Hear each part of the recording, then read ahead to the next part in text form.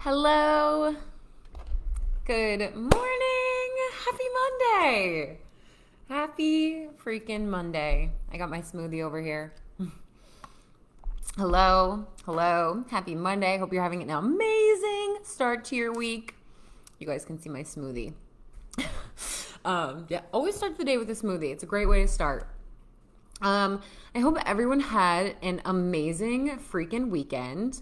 If you are joining me live, you are hanging with me here live, definitely give me a comment, say hello. I want to know who all is chilling with me this Monday morning.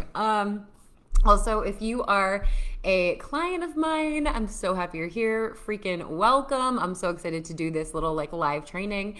And if you're not a client, but you've been a part of the community of my world for a little bit now, a couple of months, then welcome. I'm so glad to have you here. I love having all of my writer friends just sharing their wisdom and just being here and participating. Honestly, it just warms my freaking heart. And if you're new to my world, hello, welcome. I am Lo.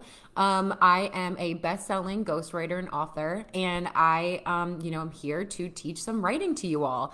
I have had a really successful freelance writing business for the last few years, and what I've learned is really how to take this complex idea of storytelling and distill it into its most foundational and basic levels, so that it kind of takes all the guesswork, all of the confusion, all of the doubt, right, out of writing. Am I writing this the right way? Am I giving readers what they want, right? So my whole thing is how can I make storytelling simple as fuck? Angela, hello! Hope you're having a great day.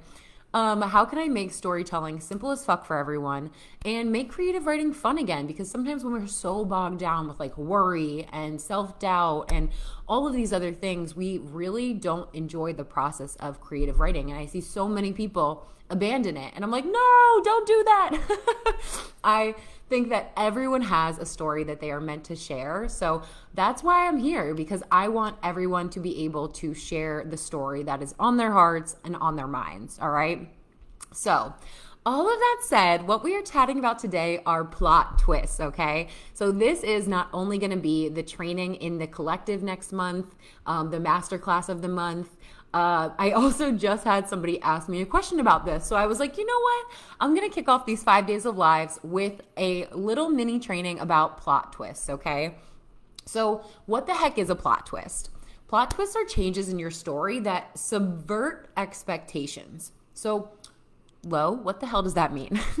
It means that the changes in the plot don't follow the path that was originally suggested by the writer, okay? So we have a good plot twist when we're, as readers, chugging along to the story, right? And then something happens that doesn't follow what we've kind of set up or established as an expectation in our mind, okay? So the writer plants these little seeds along the way of their story, kind of along the plot. And because of those seeds, we make expectations in our head. We make them mean something, right? But when a plot twist is well done, these little breadcrumbs that are dropped are really misdirections. So that when there is a plot twist, the reader is genuinely surprised by it, right? And the idea of plot twists and having them in our story is so important, because this is what helps readers stay super engaged in your story, and they will not stop turning pages, which is the ultimate freaking goal, right? We want that reader to just be like, I can't put this thing down. So that is my little spiel about plot twists, okay? Now, some places that I see writers going wrong. Yeah, and oh gosh, I'm getting so excited. I knocked my microphone over. Angela, I totally freaking agree. Everyone has at least one story inside of them. I feel like we are all just innately creative human beings. Human beings are innately creative, and we have all of these creative ideas for a reason, right? These stories, these ideas chose you, and your lens, your view of them are what make them really special. So, oops, excuse me. So anyways, that is my whole spiel. I totally agree with you, Angela. Some things I see writers doing wrong when it comes to plot twists, okay? So give me an eye, give me a yes, give me a hand raise. I can't see you, but I'll know that you raised your hand. So who thinks plot twists are only good for your endings? Who thinks plot twists are only good, only worthwhile for your endings? Anyone? Anyone? I work with so many writers who try to save their plot twists for the ending, but plot twists don't just need to be for the endings of your story, okay? My dog. Yes, beautiful, Angela. I'm so glad not you. So plot twists are not only for your endings, okay? Plot twists can happen anytime after the first chapter, okay? We don't really want to introduce things in the first chapter as a plot twist, because we really want to lay down the ground rules of our story before we twist them, right? So plot twists can happen anytime after the first chapter, which means it is totally game to pepper in your plot twists a quarter of the way through, or a fifth of the way through, or, halfway through the story, right? So these are all different ways that we can integrate our plot twists. We don't have to save them all the way to the end. Sometimes that's almost detrimental to our story plot instead of actually helping them or having them be, the middle or the 75% mark of our story, okay?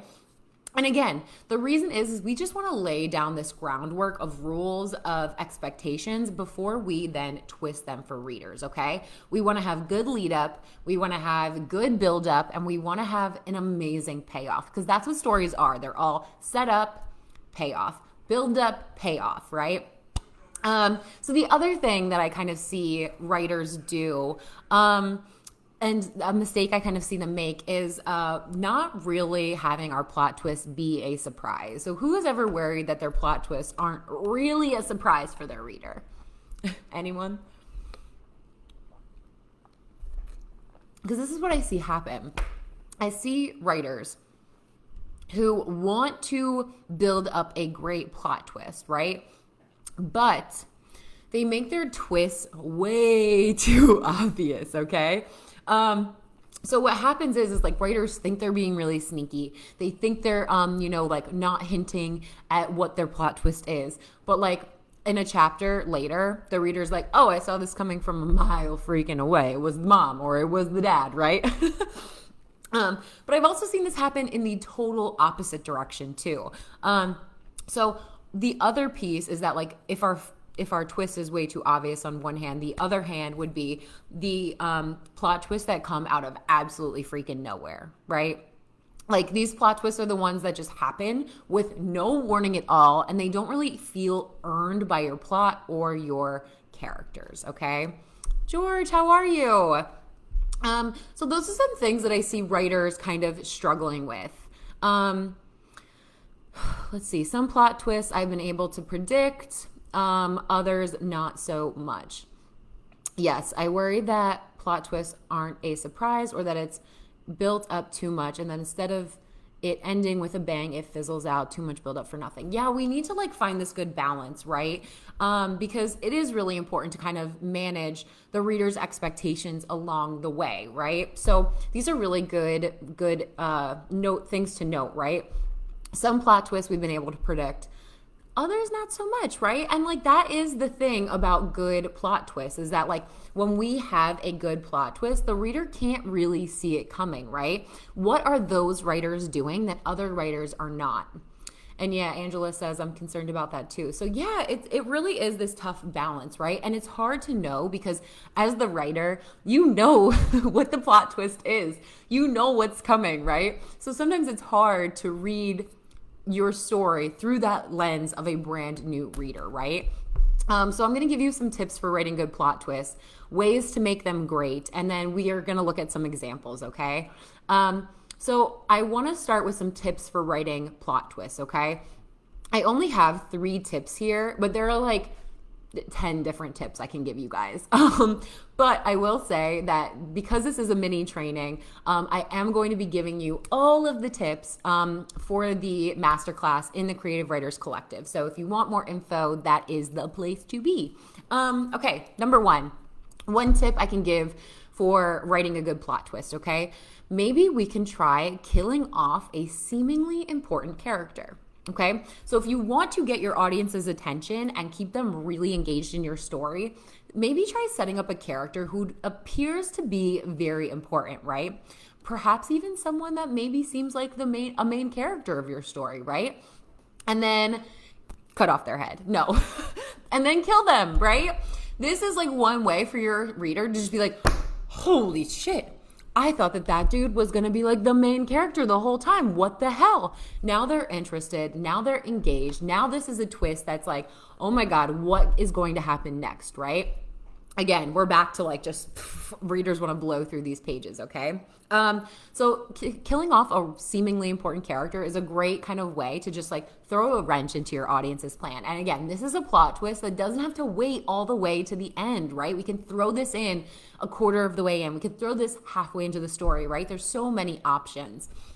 But again, this is one of those ones that's like, holy shit. So we love it.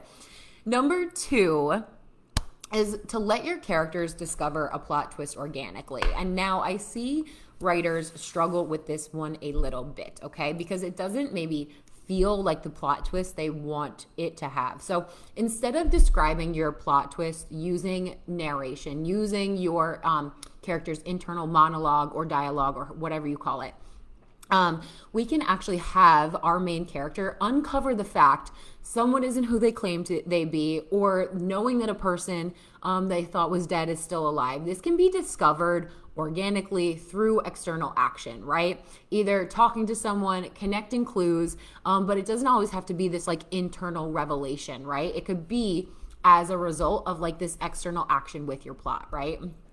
Okay, and then my last tip, one other way that we can kind of throw a plot twist into our story is to elevate a seemingly minor character, okay? This is kind of the opposite as like cutting off the head of your like main character. But this is a really great twist, okay? This is something we can do to make like a seemingly small, trivial, boring character, right? Turn them into somebody much more important, okay? So maybe some barista, okay, that we meet in the story, or a checkout clerk. Maybe they're a spy, right? Maybe a babysitter or a nanny is actually our MC's long-lost mother, right? So we take these small characters and we give them this twist, right? That our protagonist doesn't see while we're in their POV, right? And then ultimately we're like, holy shit, this minor character is not minor, it's major, right? So these are just some 3 easy tips that I can give you to kind of like think about how to integrate these plot twists into your own story, okay? And then how to make them great, okay? Now this is the writing piece of it, okay? Not really the plot piece. Before, the tips for writing, these were almost like plot devices, right? How do we do it? What are the things we can use as plot twists, right? But this is how we are going to make them lovely, how we are going to make them surprising, how we're going to make them great, right? And I feel like I have so many things I could say that would help you write good twists, but for the sake of this like mini training, I'm going to keep it real direct with you, and we can dive a hell of a lot deeper in the masterclass next month, okay? So number 1, the most essential in my opinion is foreshadowing, okay? Foreshadowing is essential when it comes to plot twists. We want to build up the expectation that one thing will happen without revealing too much, right? So this could be like teasing a big secret, giving clues, or focusing on a red herring, and then drop the reveal that fits the bill for that foreshadowed moment, right? So the idea here is that we're only kind of giving breadcrumbs, small pieces of information to our reader, okay? We want to give them these little pieces, these little tastes, while withholding information for as long as possible because we want to build up the tension, right? Plot twists are great for adding tension. Again, how we get those readers to keep turning pages, right? So I like to think of this as a red herring, right? And typically this is a term that we use for like crime novels, mysteries, thrillers, but this is for any story that has a plot twist, right?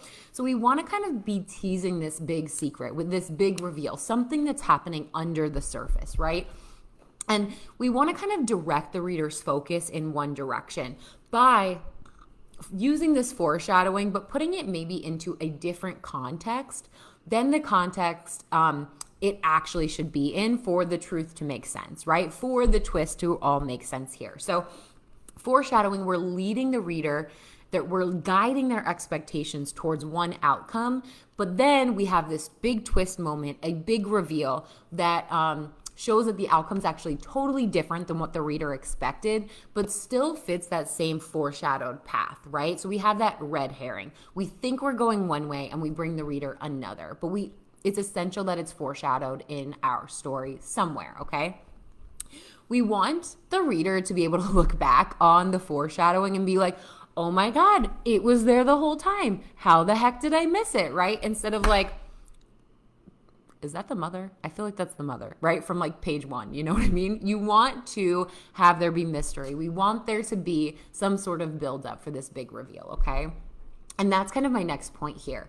Stories, again, are all build up and pay off, okay? So we need to make sure we are properly building things up, all right? We need to set the stage by building up a piece of information, by building up a character we can't place, some sort of mystery that is happening kind of under the surface, okay? We need to allude to these things. We need to build up these pieces of information so that at the end of the day, we can pay them off, all right? We can circle back around to the reader and say, remember all those clues I gave you? This is actually how they all come together, not this way that we thought, right? It's actually this way.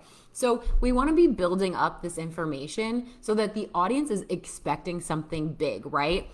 And then we get that moment of payoff and we're like, holy shit, okay, we can go back, look through those details, those foreshadowed bits and say, you know what? I should have freaking saw that, right?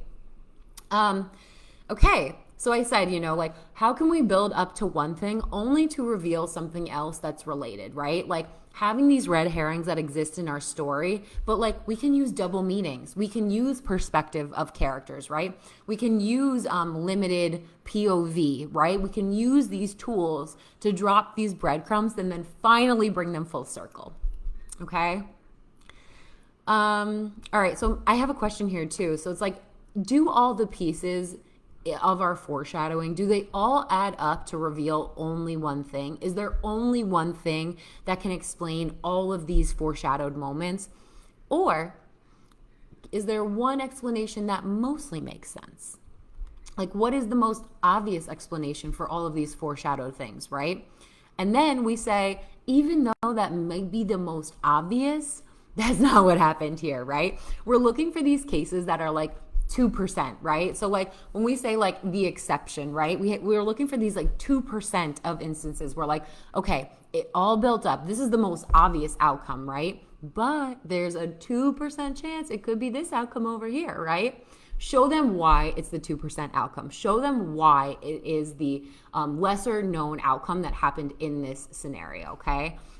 And another really important piece that I want you to keep in mind as you are writing plot twists, another way that we make plot twists really great is we use them to push characters towards action, okay? So maybe a twist incites action in our main character. Maybe it incites action of an antagonist, right?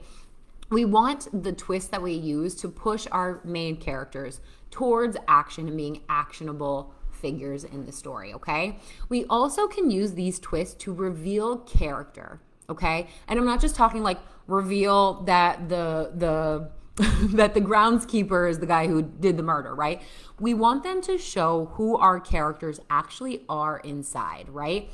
Because when we're not in a character's POV, we only get like our POV characters' interpretation of the characters that are around them, right? So when we have a plot twist, it can be used to reveal another character's inner character, right? So we want it to mean something about a person, a place, or have them taking this action, right? And the last piece that really makes a plot twist pay off for our readers is that it changes our main character's fortune or fate, okay? So I'm not big on prophecies in writing unless the prophecy ends up being wrong, okay? That is the only way I enjoy a good prophecy in a story, right? But in a plot twist that involved something like a prophecy, perhaps, right? Or we have a desired fate for our protagonist, and we want this plot twist to change that, okay? We want the plot twist, whatever it is, to change their fate, to change their fortune, right? So if the plot twist, everything's going great in our character's world, we want this plot twist to turn it all to shit. If things are going awful in our protagonist's world, we want our plot twist to either make it worse or make it a lot better, right? We want it to change the outcome of the story and say, without this twist, the story could not happen the way it was written, right? Okay. What questions do we have about using these tools to kind of like enhance our plot twist? Foreshadowing, build up and payoff, and using the twist to push characters forward, reveal their character, and change our MC's fortune or fate. What questions do we have? As I sip my smoothie, my breakfast. Anyone? While I wait, I'm just going to cover some examples of really great plot twists. I keep saying about like cutting your main character's head off because this is my first example. I love George R.R. Martin, right? In his book, A Song of Ice and Fire, which was obviously later turned into Game of Thrones, the person that we assume is the main character, Ned Stark, is literally beheaded in the first book. So it actually reveals that his children are the protagonist of the series, not our boy Ned. And I was gutted when he died. But that's an example of a really great plot twist. And it doesn't happen like all the way at the end of the story. It happens like between like the beginning and the middle somewhere, which is why it's so like, what? So shocking. Why readers loved it so freaking much. It totally changed their perspective on what was possible in that kind of story, right? This one is a classic. I couldn't not mention it. Obviously, The Sixth Sense. Bruce Willis, our child psychologist, realizes that the boy who claims he sees dead people can only speak to him because the psychologist himself, Bruce Willis, is dead. That was one that was built up throughout the whole movie. But by the end, the plot twist is so built up that we're like, oh my God, how did we miss this the whole freaking time, right? How did we not see this coming? Jenny, my twists typically shock me, so I'm hoping they shock the reader too. Absolutely. And the piece is, Jenny, that like as we are writing these twists and we are like maybe even surprised by them ourselves, we do want to have that foreshadowing in our story so that it's not like they come totally out of nowhere, right? We want them to be surprising, but also inevitable. Because that is what gives our plot twist like a really well done and like totally rounded kind of like feeling that like it's earned by our plot and our characters. Because like a plot twist that comes out of totally nowhere, yeah, Donna, right? Like how could I leave it out? A plot twist that totally comes out of nowhere feels like your reader feels a little cheated. They're like, wait, I want to like be able to see that it could have gone this way from the beginning, but you don't want to feel like blindsided by a plot twist that like your characters didn't feel like they earned or your plot doesn't feel like it necessarily earned either. We love it. We love surprising plot twists. Those are great. Yeah, The Sixth Sense is an awesome example because no one saw it coming, right? But again, after you know that twist, you can look back over the story and be like, well, that was a moment where I should have known. Well, that was a moment that I should have known that. Well, I should have known that there. I should have been able to pick up on that right there. Angela, I'm glad you don't have questions. I'm glad it's good info. And actually, one of the last twists that I wanted to share is a classic example. Have you ever read the Adventures of Huckleberry Finn? I love Twain. But Huck's plan to win Jim's freedom is actually derailed when they encounter Tom Sawyer, whose self-involved behavior results in Jim's return back to bondage, right?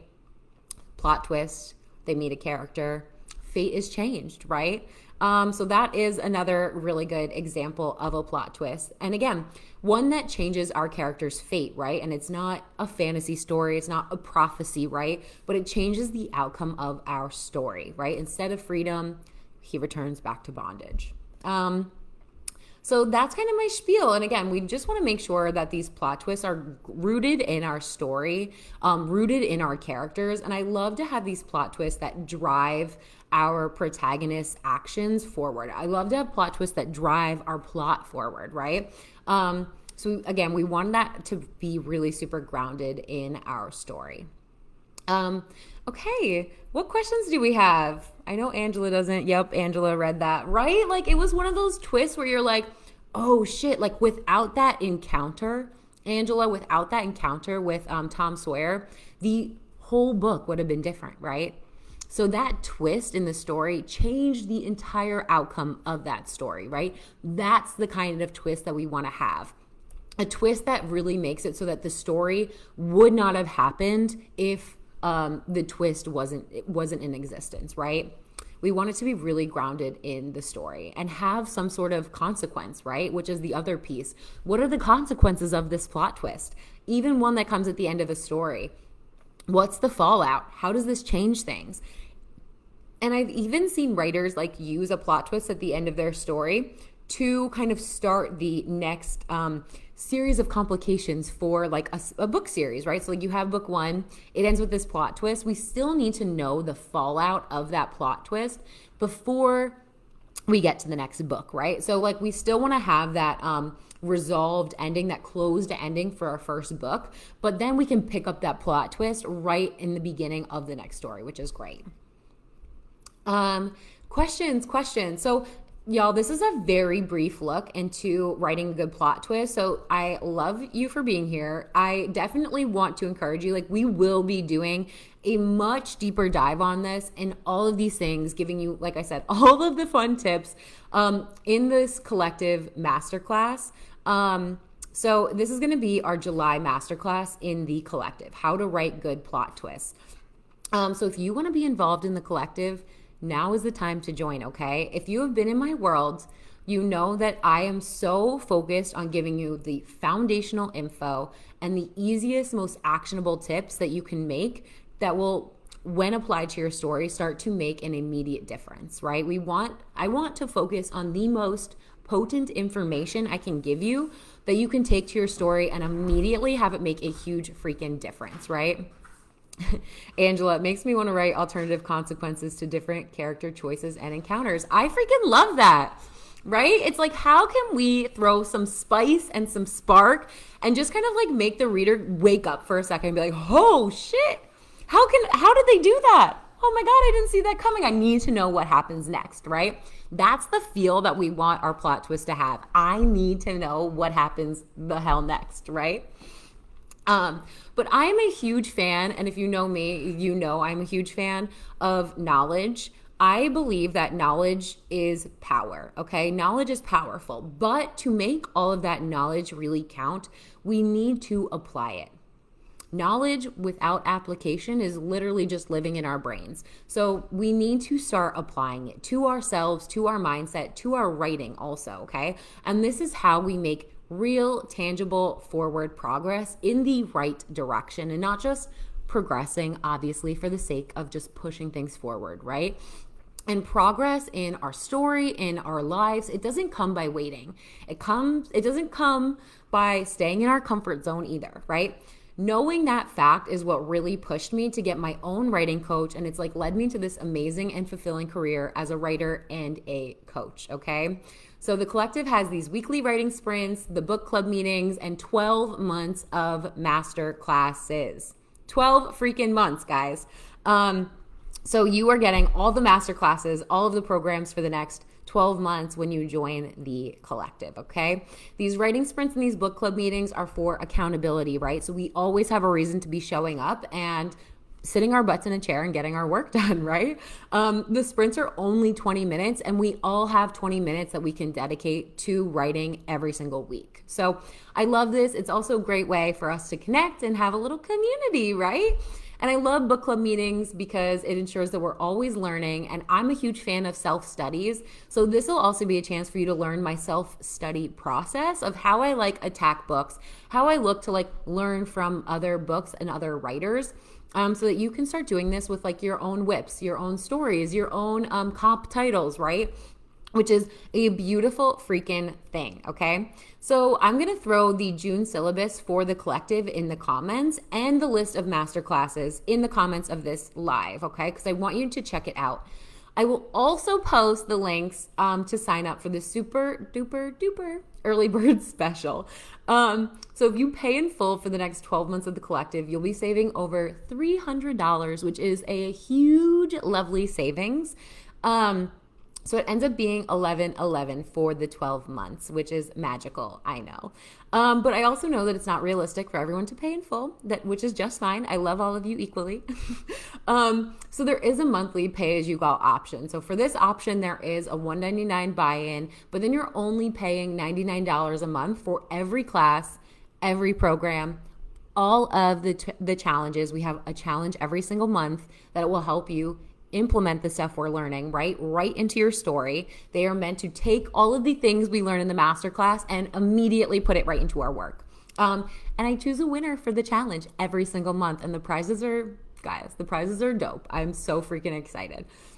And we also are going to have like guest speakers and other cool bonuses and meetings. So if you know me, you know my masterclasses sometimes last 2 days, 4 days, entire freaking weeks, whatever. And they can sell for up to $600. So freaking mind-blowing, right? Being in the collective gives you access to all of the things at the highest possible savings, okay? So now is the time, all right? Any other questions that you have, you can DM me. You can also DM me your questions after watching the live. What nagging questions do you have about writing plot twists? Feel free to hit me with them. And I'm so excited to do a deeper dive on this in the collective next month. Tomorrow's live, y'all, is gonna be writing standout freaking main characters. How do we write an amazing protagonist? What makes it them the dopest, right? How can we really make them stand out? And what makes readers completely obsessed with your main character, okay? We're gonna cover all of that in our mini live tomorrow.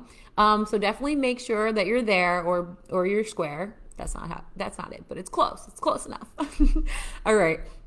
I love you guys. Thank you so much for being here. I'm going to throw all the information into the comments. I hope you have an amazing Monday, and I'll catch you tomorrow.